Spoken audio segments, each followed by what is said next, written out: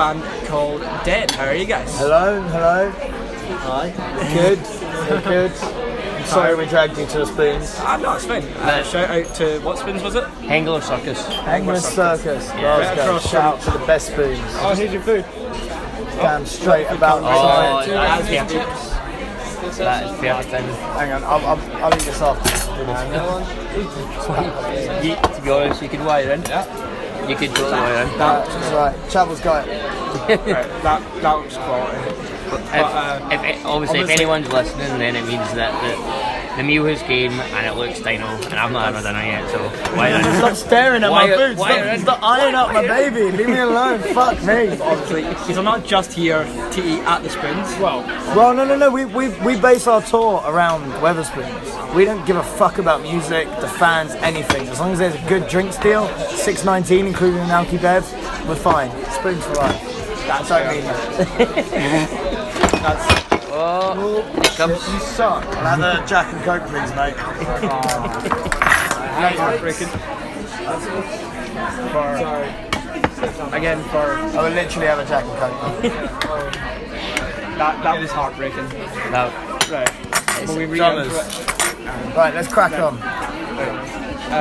So obviously, these have just released the golden age of Not Even Dying, but before we get into that, I want to talk about kind of the past 2 years Yes. of doing tours relentlessly and relentlessly doing the festivals as well.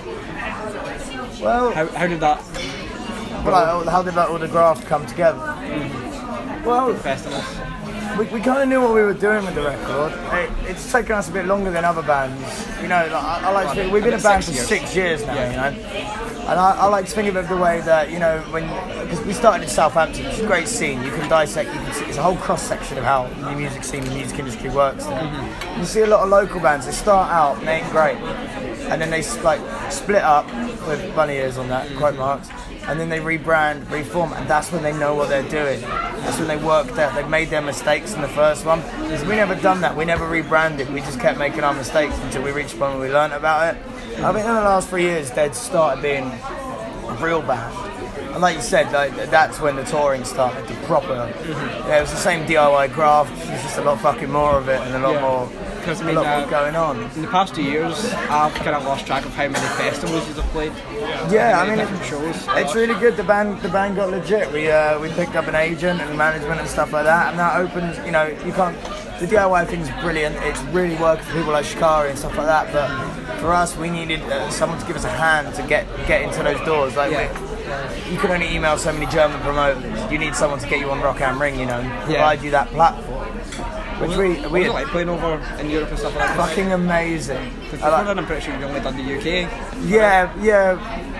Actually, no. Without any professionals, we've never done Europe. You can do it. A lot of our mates' bands do Europe on their own. But we'd always focused on the UK and tried to build it there.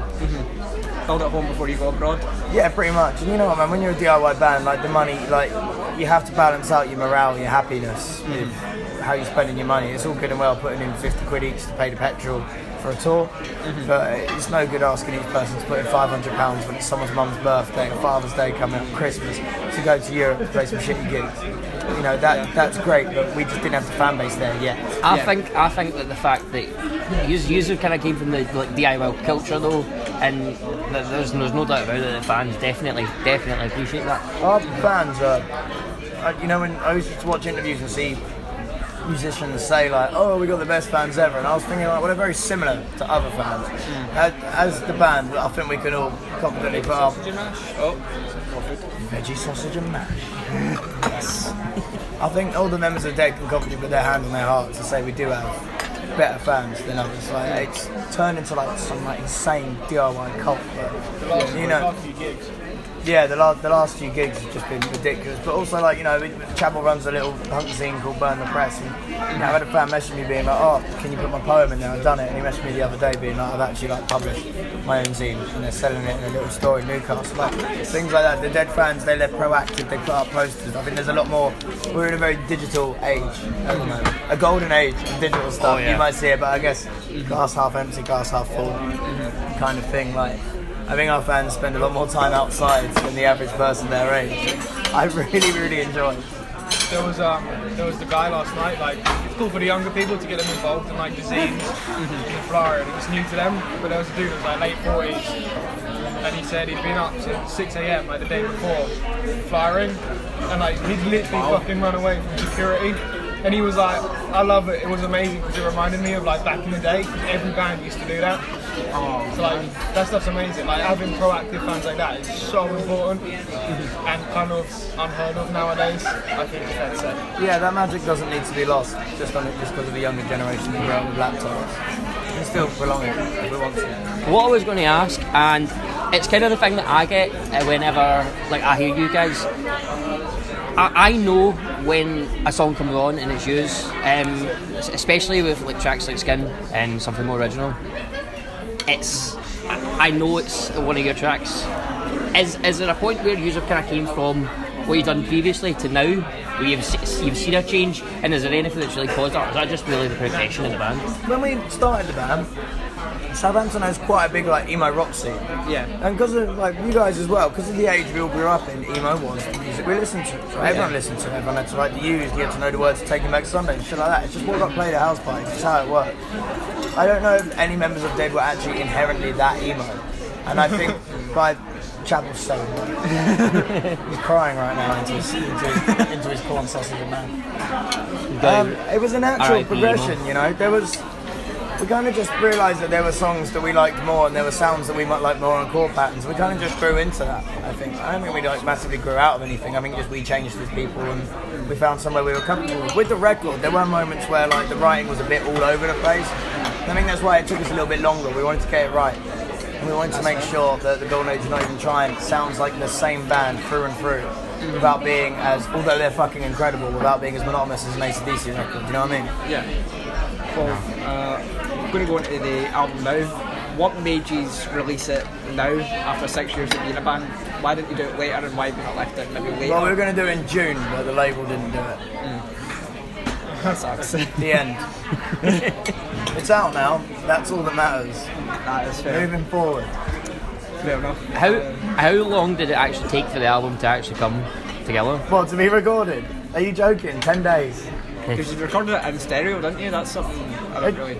Albums have been recorded in stereo since like the 70s. Yeah, but I'm talking about like modern day. Everyone's always like in big studios getting it mixed. Oh right, no. The recording in stereo thing is just like a bunch of Smiths records and shit, because they were like recording at a time when records switched from mono to stereo. So when you put on your record player, you would hear it in mono. You could only, even if you had two speakers, you could only hear it in mono. Yeah, like the Beatles. We put recorded in stereo on it just because we wanted it to feel like a classic record. We didn't want to do a coloured vinyl at first. We wanted to just do black vinyl with a classic record sticker on it. Everything more, we wanted it to look like one of those vintage records. The only reason it says recorded in stereo and has like the label name on the front and all that kind of shit is because that's what people used to do, and that's just a look that we personally enjoy. The record wasn't recorded in any special way. We tracked it live. It went to Pro Tools, same as everything else. Yeah, 10 days.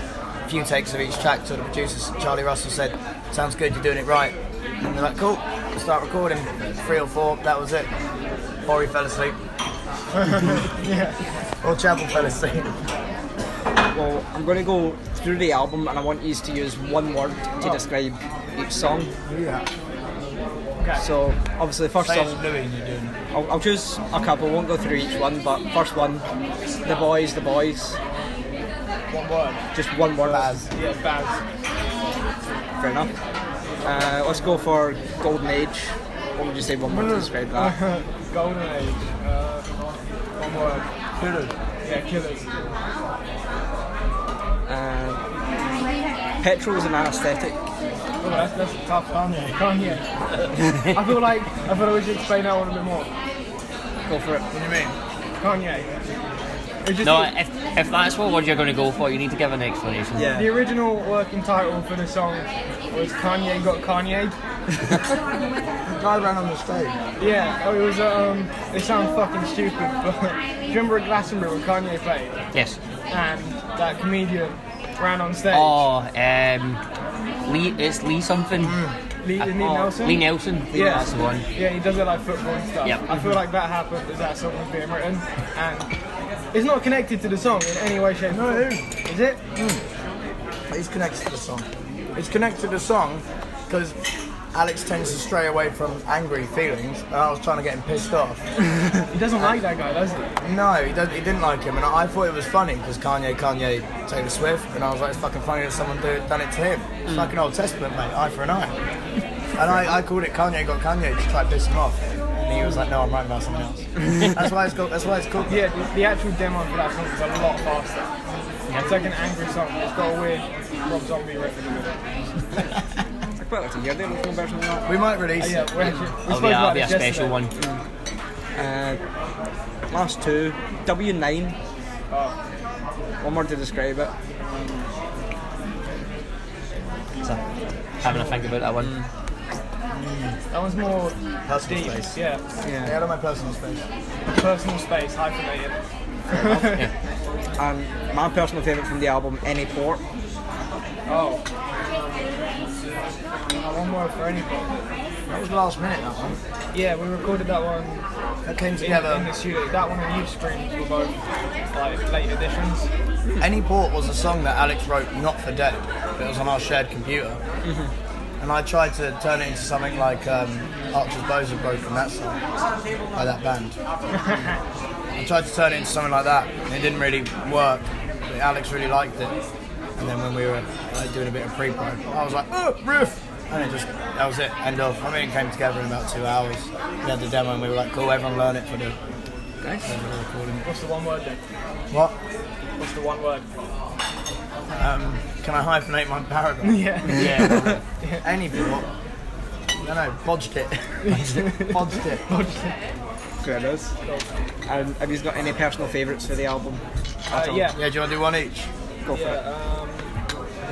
W9, just because it's so personal. I think it was about me, Sam, and Alex living in a tiny shared flat in Maida Vale, which postcode is W9, which was horrible.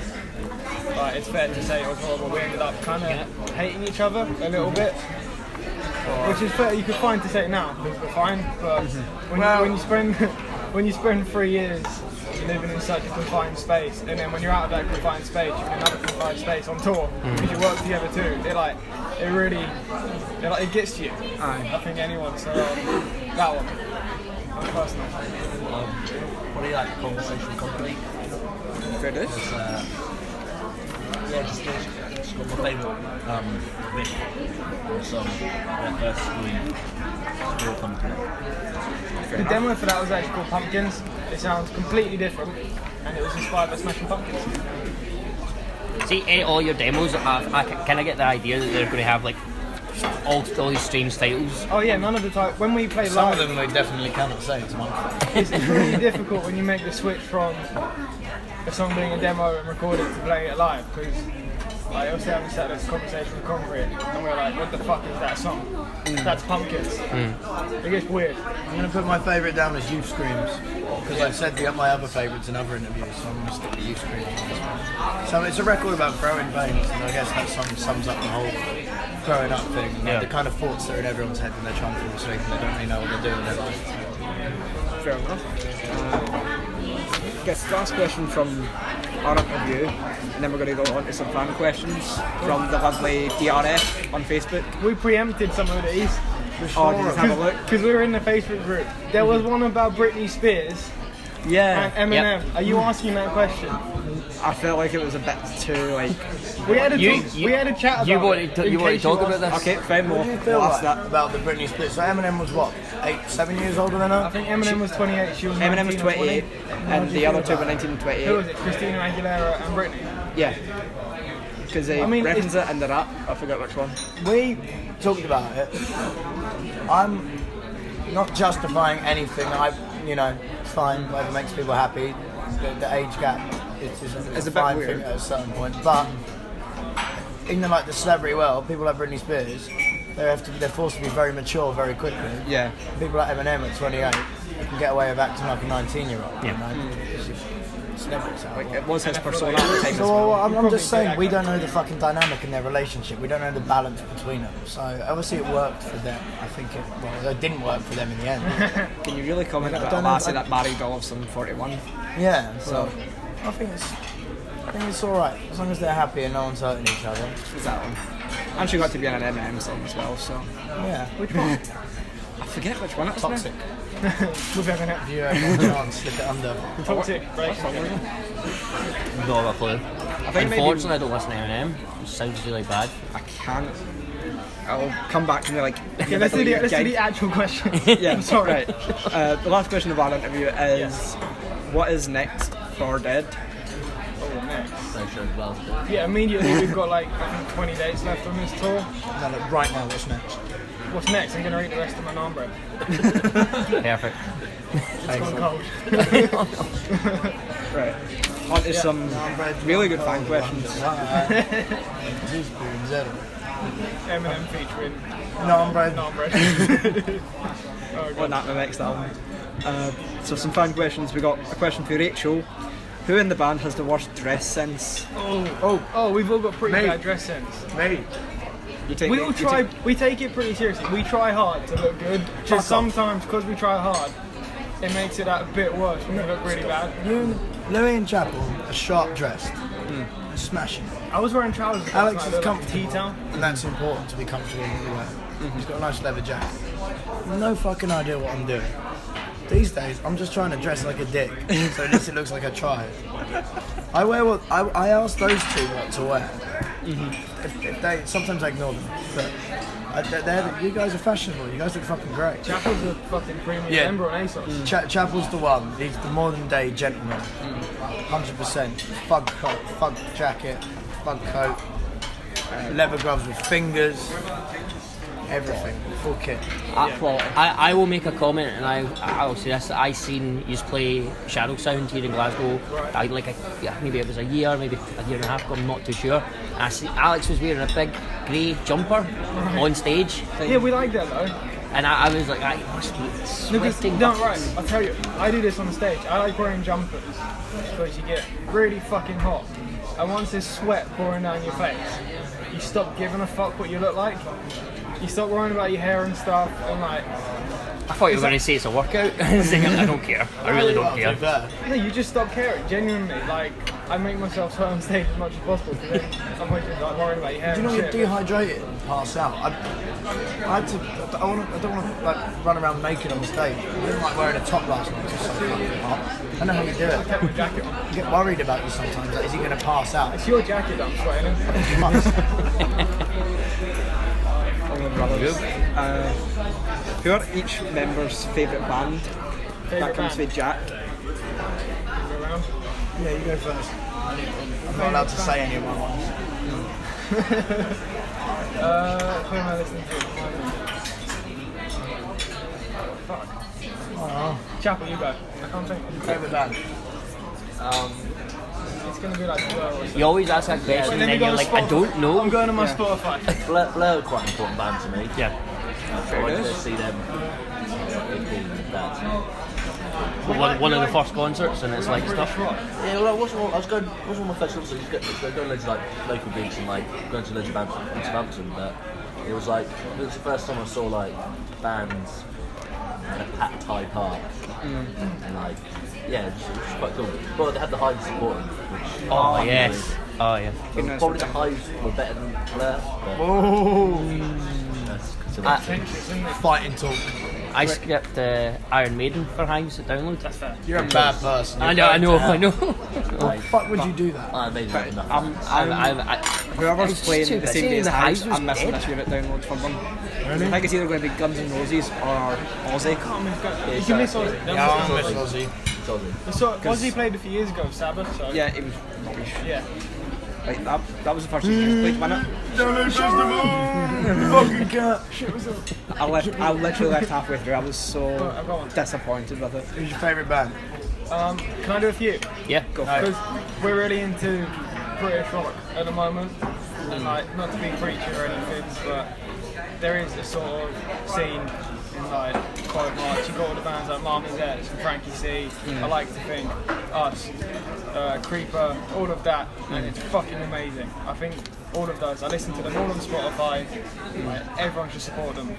Like, I think the scene's going to burst next year. I think it's going to go pop and become the mainstream. I think the scene's going to pop next year. Well, I mean, Creeper and Frank Carter are sort of bubbling, just about to like absolutely go. You know when it becomes a household brand. The way that Frank's doing like Glastonbury and he just got announced for that. So where is it? Finsbury Park? Doing Glastonbury. No, he did last year.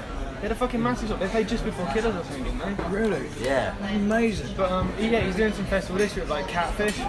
Like Catfish are great too, but they're not as like heavy and stuff as someone like Frank. The fact that they're getting that mainstream now is Yeah, like seeing bands like that break into that world is really fucking cool. So all of those, we like British music. Fight Star. 5-star. Yes. Yeah, fuck busting. 5-star. They're the only bands that I can say because everyone's a dick. I saw 5-star and it was great, and then like a week later it was like, yeah, Busted are getting back together. Even though their album was amazing. Something funny, like I was doing radio up in Aberdeen at the time, and one of my radio mates interviewed Fightstar the week before Busted was announced to get back together, and he was like, I could tell something was up. Yeah. So he was like one of the first people to kind of guess. Traitor. I know it was. I know how the Busted fans felt now. Lisa asked, what country would you most like to do a tour in? Japan. Fair enough. Easy.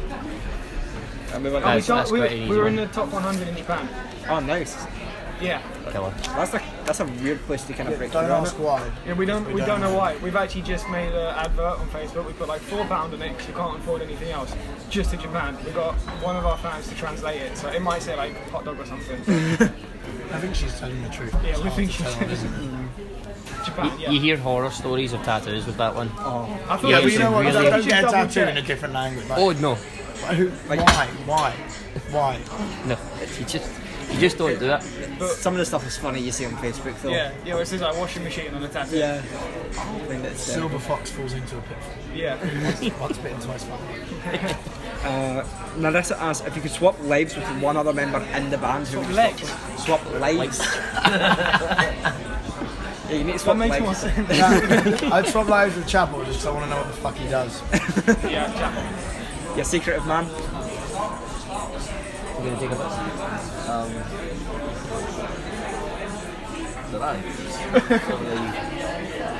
Are you happy as you are? He doesn't want to be any of us. Are you telling us that you are 100% happy with who you are?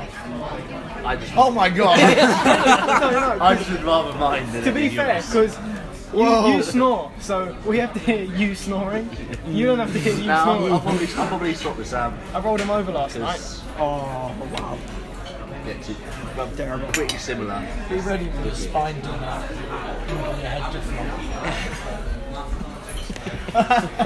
Who would you swap with? He doesn't want to swap with anyone, does he? Who?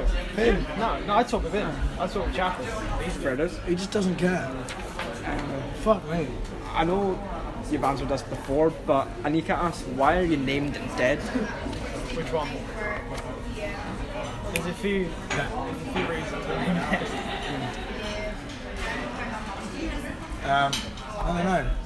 Why are we named Ted? It's quite a carpe diem kind of word.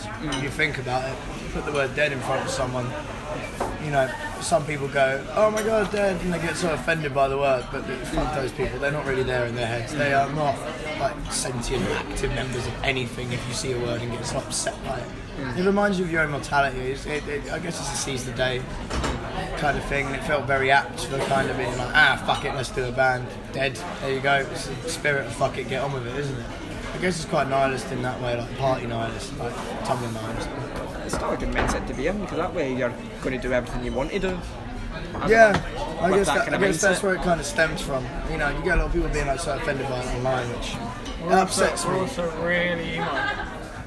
What? We're really emo. We want it to be heart. called Death, Swan, Crying Tears, Candle, but that was taken. That's really specific. Yeah. What are the chances? We even put a one at the end. Dottie asked, what disagreements, if any, did you have while writing Golden Age? Writing or recording?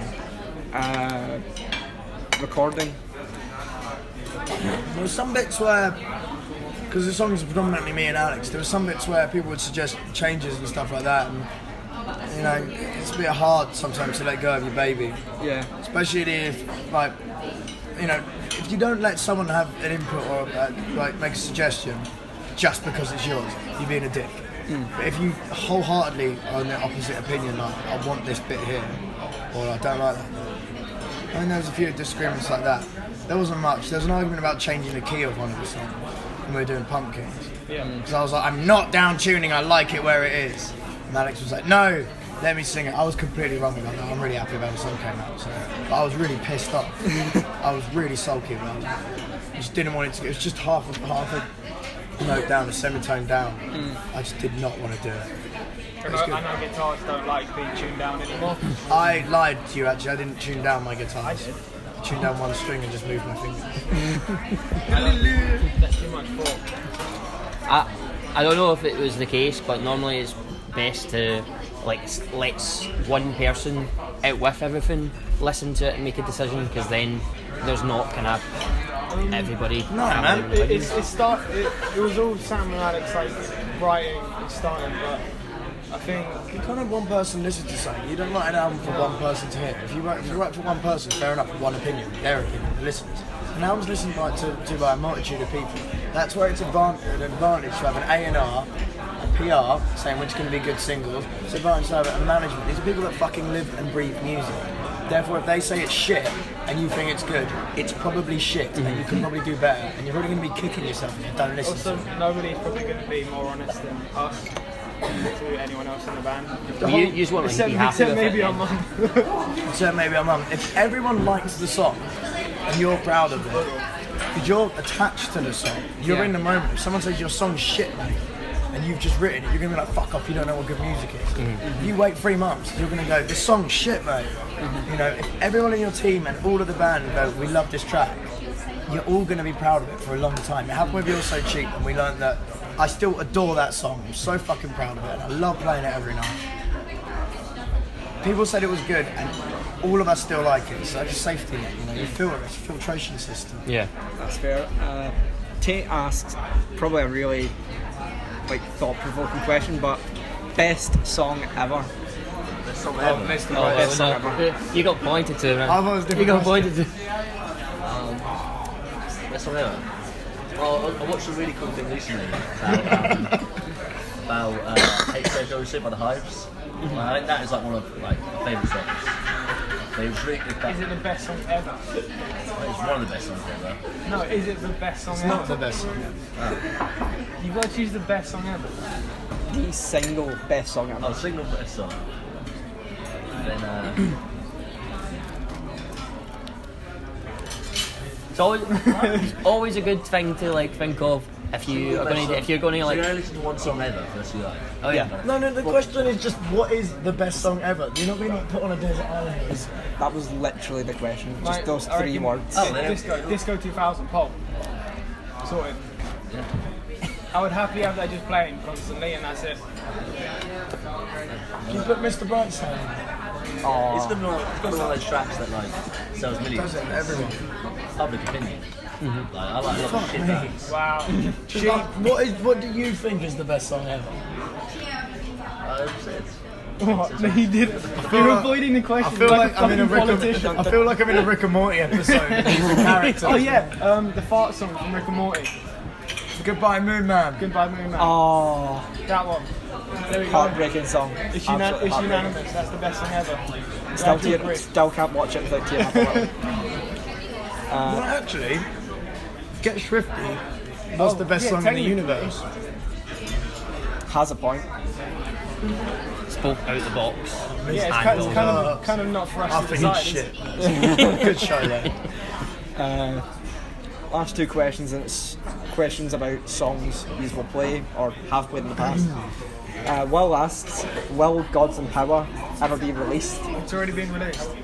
We gave it away for free because it didn't make the album. He's right. Well, We had better songs. Someone didn't know that. yeah, Sorry, Will. apparently didn't. Well, you'll know now if you listen. Why listens? Fake Better fans. listen. Name 2 of their albums. Yeah, name 2 of our albums. Turn the questions around. And the last question from Bex is, will you start covering 99 Problems again? We done that? I don't know. Oh yeah, we'll do it in the late. Maybe. I mean, Bex, no one can see the future. We shouldn't say never. That's very defeatist. It's not a good attitude to have. Anything can happen, Bex. But no. Anything can happen in the next 5 minutes. We're definitely not covering this. Nothing is real. Right, I've got a couple of things. For one thing, What's this? try and do this. This is for you. It's basically just because you're here in Glasgow. What is it? It's bottles of Iron Brew. Oh fuck Or yeah! Aren't they guys. changing the recipe? They have, which is Have disappointing. already. They have already. How do you it won't guys be feel about decent. That's to be fair. That's Heartbreaking. still a lot of sugar. Yeah, no, it is a lot of sugar. It's heartbreaking. With Iron Brew being your like national animal, how do you feel? It's heartbreaking, but mostly because it was the single greatest hangover cure. Oh yeah. Like no matter what, no matter how bad you were feeling the next day, get Is some it, Iron Brew. has anyone tried the sorted. new one yet? Yeah, I haven't. I can't taste the difference, but then again, there's people that I are guess very if religious anyone against cares that. that much about it, they could just like spoon loads of sugar into their Iron Brew. That's a shout. That's ideas for people that's probably going to like have a total sugar overdose. Do you know that Iron Brew is the only drink that, well, no, it's the it's the only drink that is the most popular where Coca-Cola is sold that Coca-Cola do not own. It is indeed. It is indeed, yes. Chapel fact. Well, that I love Oh yeah, it. that's a chapel fact. You have to Yeah. do like a little drop A in. sound It goes, effect. I'll Meow, get, meow, meow, meow, meow, chapel fact. Meow. You have to do that. I'll get on Fiverr, get someone to make Yeah, some. mate, these are really important. Every now and again, a little If you want fact to give them a gets dropped. segment, you You can usually have to If get he like wants a to go on sample, weekly and do one, a sample pad for that if something comes up and use it on stage. I've got a horn on my phone. And for me, I'm just wanting to ask any, he's excited for tonight. Yeah, Not at all, really. Very. Yeah. I am. Absolutely fucking ready. Oh wait, you mean the rest of the curry, right? Yeah. Okay, yeah. Been a bit fun. No, it's going to be wicked. I think last two every shows. Glasgow show's fucking special. Genuinely, it's not like we say this in every town. Like Glasgow is special, especially as it's, I think, the furthest away from home on tour. I gotta be honest. Glasgow was winning for years and years and years. I'm on London's side again. I regret. I'm so excited for the show. But we do a I lot. can't We do a put lot my- of promo and shit in London. To be fair, We do, but I can't put my heart behind saying Glasgow is good. It's an amazing show. It's like a 9.9 out of 10. London was a 10. So you guys need to step it up. we'll see how tonight Hopefully we'll goes. tonight. So far, the tour's been absolutely insane. Like, Yeah, but there's a last very night good we had the chance. most stage divers we've ever had. There's a good chance that tonight will beat London, and then I'll be back on your side. You know? Fair enough. Well, I hope we do then. I hope the rest of the tour goes well for you. Your stage As a diver challenge. matches. We'll just get that as like a Stuff it. sound bite. Get a sound bite and put it out. And like, if you're going to the gig, they're challenging you. Yeah, and then add the horn. Oh yeah. Thank you very much, lads, for Yeah, thanks the very time. much, guys. Thanks for having us. We'll let you, Bye. we'll let you quickly finish your food, and we'll see you over there. Nice to be dipping sauce.